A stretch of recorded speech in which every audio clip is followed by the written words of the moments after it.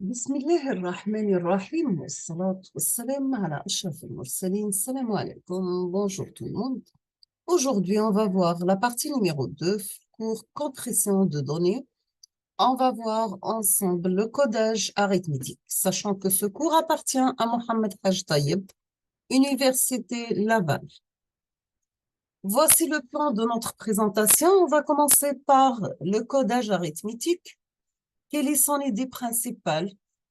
C'est quoi la génération d'étiquettes, déchiffrage de l'étiquette, génération d'un code binaire, unicité et efficacité du code, de l'algorithme d'implémentation? C'est quoi une implémentation entière? Et la comparaison avec le codage de Hoffman. On va commencer par un rappel sur les codes de Hoffman. Pour la longueur du code de Hoffman, nous avons le code de Hoffman peut garantir un taux de codage. Donc, vous avez un nombre moyen de bits par symbole proche de l'entropie de 1 bit. Donc, vous avez grand H de S inférieur ou égal à le L moyen, y compris entre HS et HS plus 1. Bien sûr, cette bande supérieure peut être plus stricte si les probabilités des symboles sont bien réparties avec la probabilité du symbole le plus fréquent. Vous aurez P max inférieur à 0,5. On obtient dans ce cas L moyen compris entre HS et HS plus P max plus 0,086.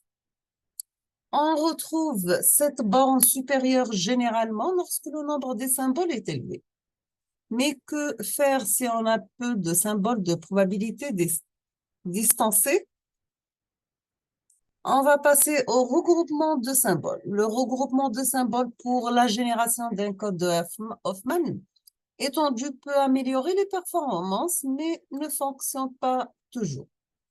On va prendre un exemple. Si nous avons une source IID suivante et le code d'Hoffman associé. Donc, vous avez la lettre A avec une probabilité de 0,95, B avec un code de 0, la lettre B avec une probabilité de 0,02 avec le code 11 et la lettre C avec une probabilité de 0,03 avec le code 10.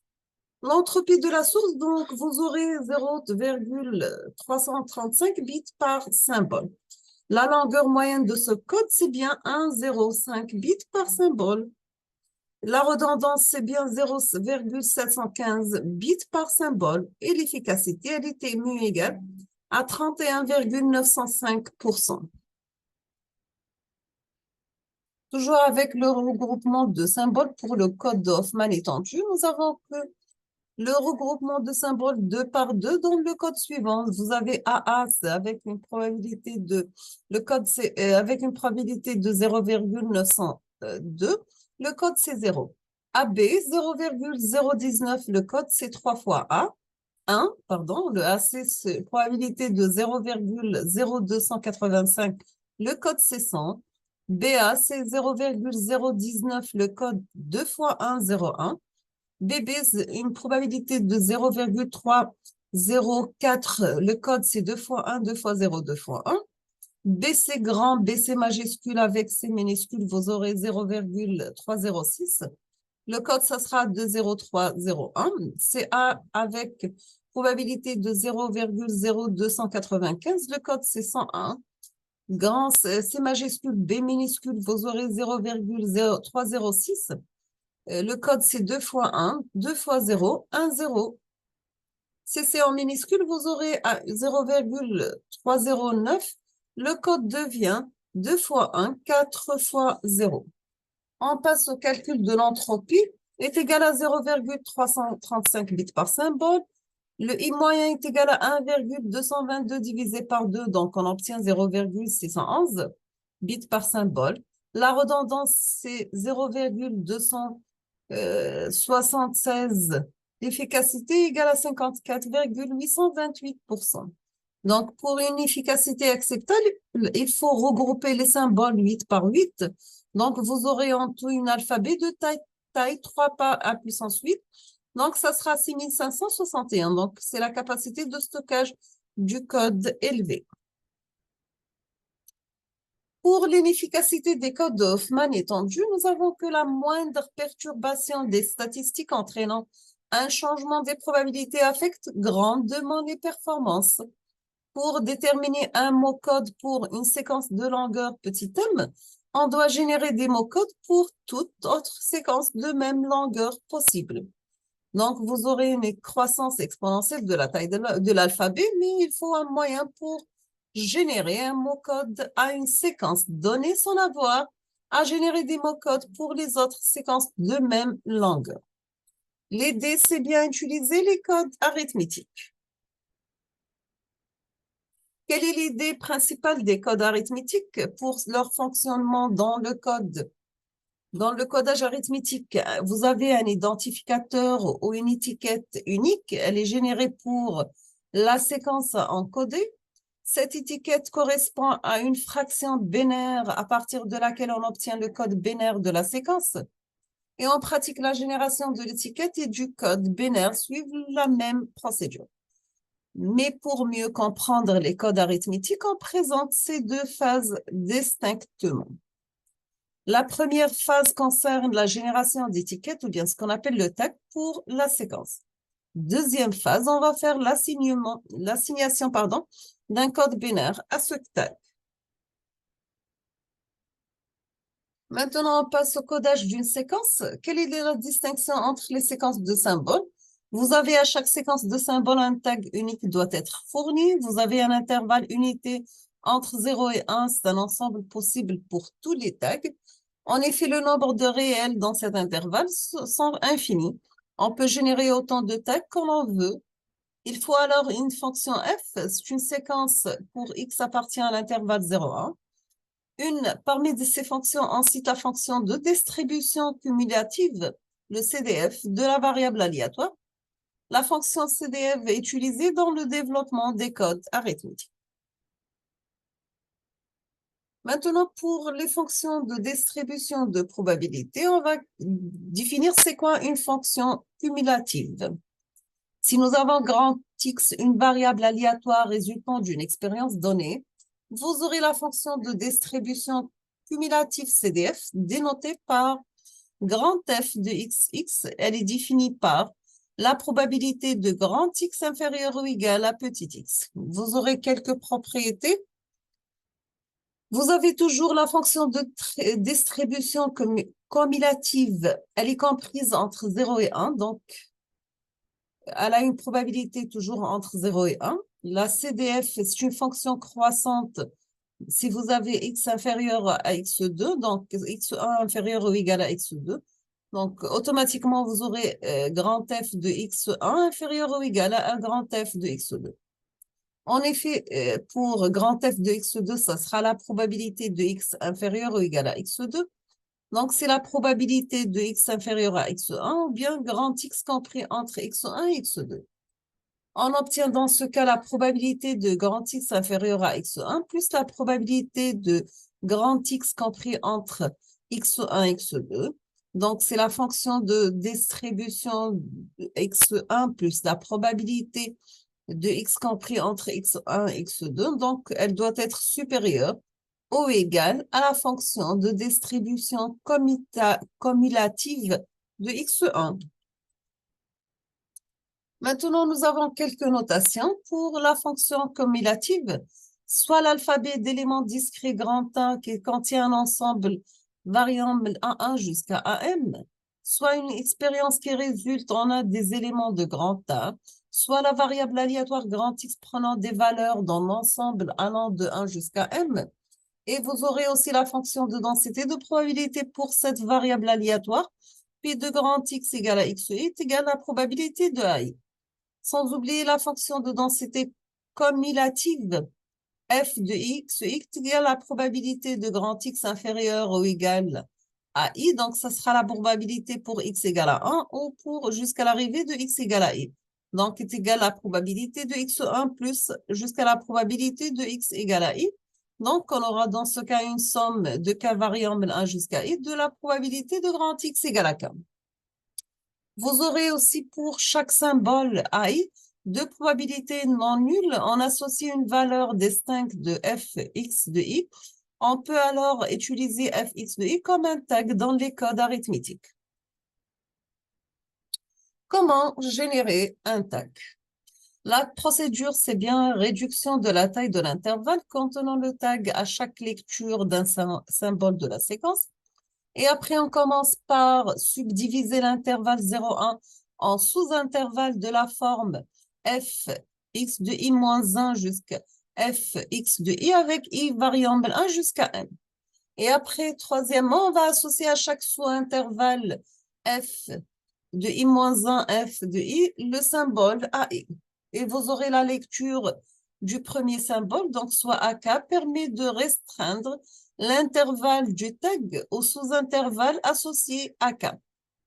Bien sûr, on aura dans cet intervalle f de xk-1 jusqu'à f de x de k. Ce sous-intervalle est subdivisé à son tour en sous-intervalles suivant la même partition que l'intervalle initial de départ.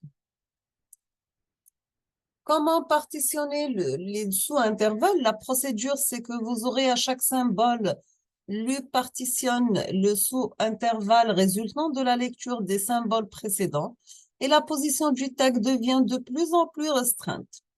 Vous aurez le premier symbole AK qui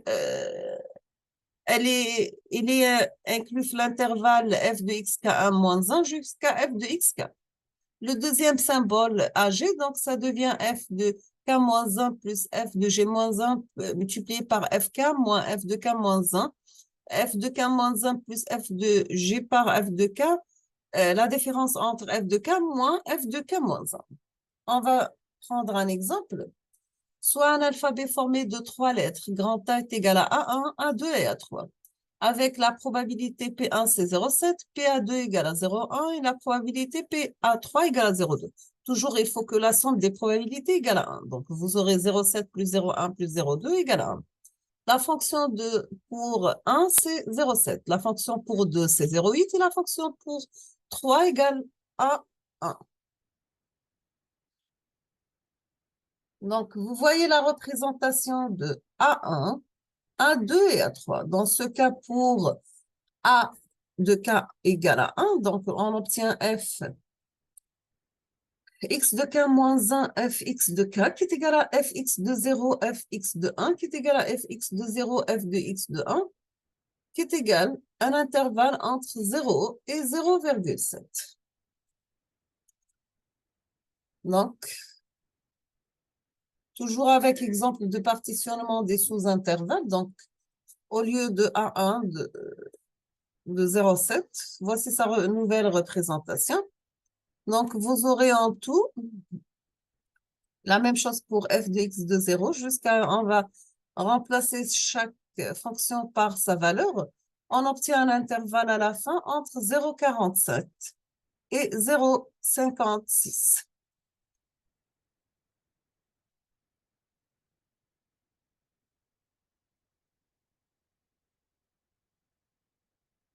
La même chose pour A2, donc vous obtenez un intervalle entre 0,539 et 0,546.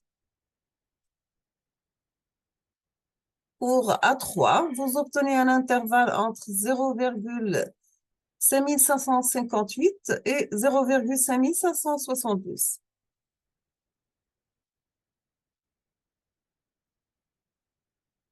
Nous avons quelques remarques importantes suite à cet exemple, c'est que l'apparition de chaque nouveau symbole donne naissance à un sous-intervalle disjoint. Donc, vous aurez que le produit égale à faille avec tous les autres sous-intervalles qui auraient pu être générés par une autre séquence. Ainsi, tout entier appartenant à l'intervalle obtenu peut être associé comme tag à la séquence de symboles. Exemple, la limite inférieure de l'intervalle ou encore le point central de l'intervalle. Dans ce qui suit, on va considérer le point central comme tag de la séquence. Maintenant, on va voir la génération d'un tag pour symbole unique. Quelle est la procédure mathématique? Pour comprendre la procédure mathématique de la génération d'un tag, on commence par une séquence de longueur 1. Un tag est associé à chaque symbole de l'alphabet et soit une source qui génère une séquence à partir d'un alphabet qui contient un ensemble A1 jusqu'à AM, Donc, on va définir pour un symbole AI le tag suivant. Le tag x de AI est égal à la somme de k variant de 1 jusqu'à i-1 de la probabilité de x égale à k plus 1 demi la probabilité de x égale à i, qui est égale à la fonction de répartition de x moins 1 plus 1 demi la probabilité de x égale à i. Pour chaque symbole AI, on va voir un tag unique. On va voir un exemple de génération d'un tag pour un symbole unique cette fois-ci. Donc, considérant l'expérience lancement d'un dé juste, le résultat de cette expérience peut être associé à l'ensemble 1, 2, 3, 4, 5, 6. Pour un dé juste, nous avons la probabilité x égale à k est égale à 1 sur 6 pour k, bien sûr, à la variable 1 jusqu'à 6. Le tag pour 1 égale fx de 0 plus 1 demi, la probabilité de x égale à 1. Donc, c'est 0 plus 1 sur 2 par 1 sur 6, donc est égal à 0,0833. Pour le tag pour deuxième position du dé, donc est égal fx de 1 plus 1 demi, x égale à 2, donc est égal à 1 sur 6 plus 1 sur 2 par 1 sur 6, donc est égal à 0,25. On fait la même chose. On obtient pour 3, c'est 0,4166. Pour le 4, c'est 0,5833. Pour le 5, c'est 0,75. Pour le 4, c'est 0,9166. Maintenant, on va voir la génération d'un pour une séquence de symboles.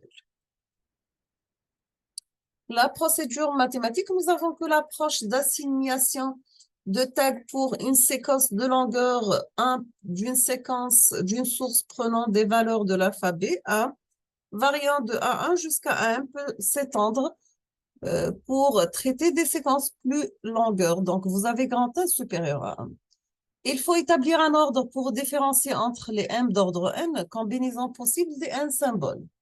La séquence numéro I parmi les M d'ordre N combinaisons possibles est dénotée par XI à laquelle on associe le tag suivant. Donc, vous avez le tag d'ordre M de XI égale une somme de K variant 1 jusqu'à I-1, la probabilité de X égale à XK, plus 1 demi la probabilité de X égale à XI, sachant que X est une variable aléatoire de longueur petit m, et XI, c'est l'ensemble de XI1 d'ordre 1 jusqu'à d'ordre XI d'ordre m.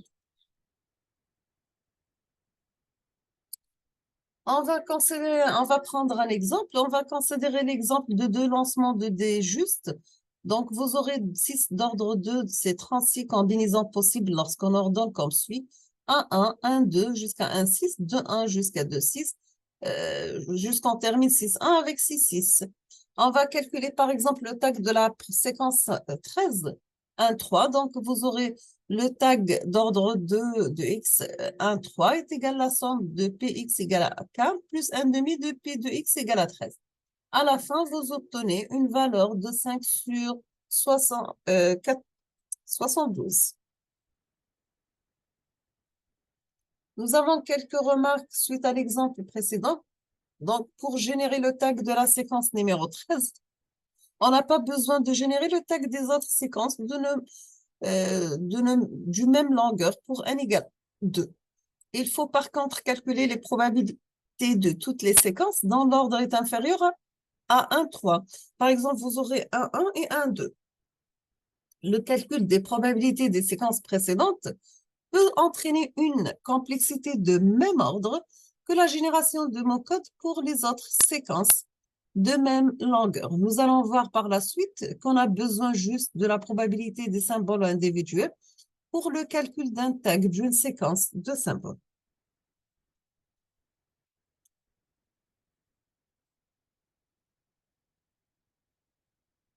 Maintenant, pour les délimitations de l'intervalle du tag, on va commencer par le calcul des bornes inférieures et supérieures de l'intervalle du tag.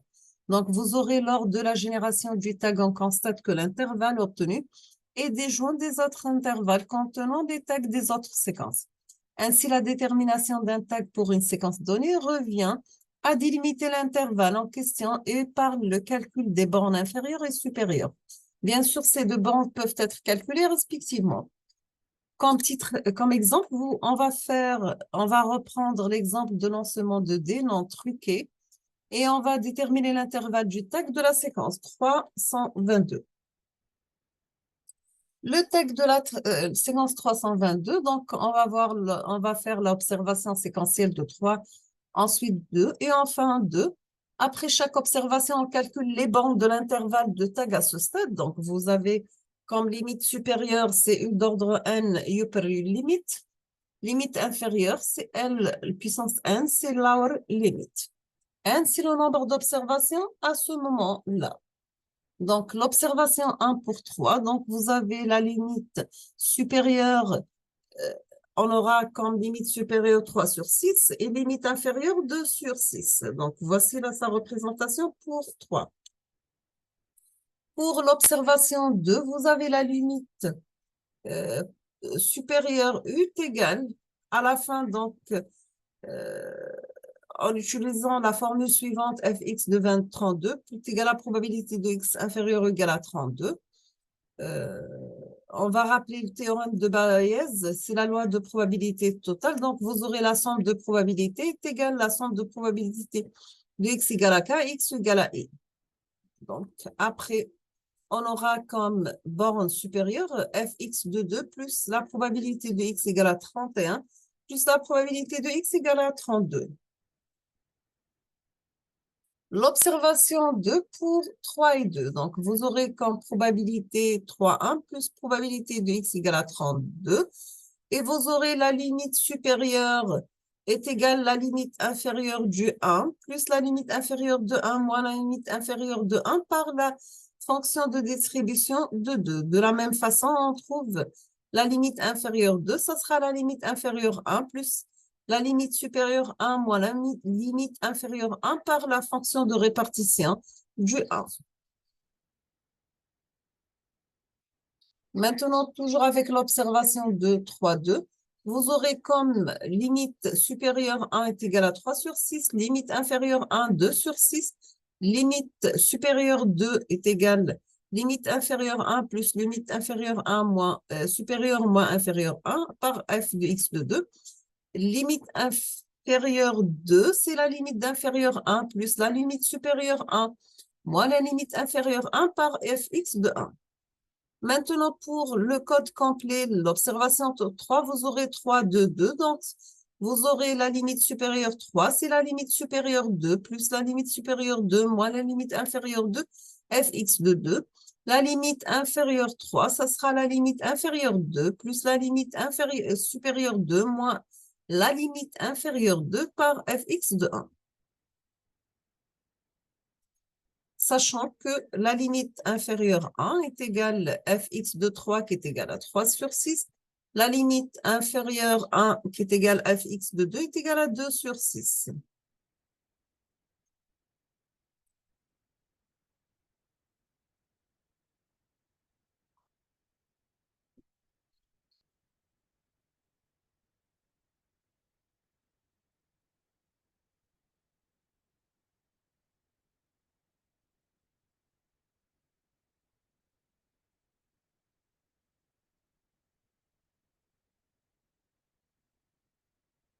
On va s'arrêter ici. On termine la suite dans la prochaine vidéo, Inch'Allah. Donc, je vous remercie infiniment pour votre attention. Comme toujours, n'hésitez pas si vous avez des questions et à la prochaine vidéo.